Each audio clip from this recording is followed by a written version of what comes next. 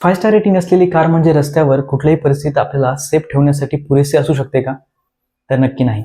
याचं कारण आहे व्हेकलच्या क्रॅश टेस्टिंगचे काही लिमिटेशन्स. पहिलं आहे कंट्रोल एन्व्हायरमेंट.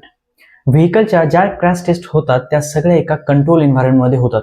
पण ॲक्च्युअल कंडिशनमध्ये बघितलं तर एकापेक्षा अधिक गाड्या वेगवेगळ्या साईजच्या आणि वेगवेगळ्या स्पीडवर कोलिजन होण्याच्या शक्यता असतात. आता ज्याचा इम्पॅक्ट टेस्ट कंडिशनवर वेगळा असू शकतो. दुसरा पॉईंट म्हणजे स्पीड. आता ज्या काही क्रॅश टेस्ट होत असतात त्या सहसा 30 to 64 kmph या स्पीडवर केल्या जातात, की ज्या स्पीडवर सर्व्हायव्हल प्रोबॅबिलिटी ही मॅक्सिमम असते.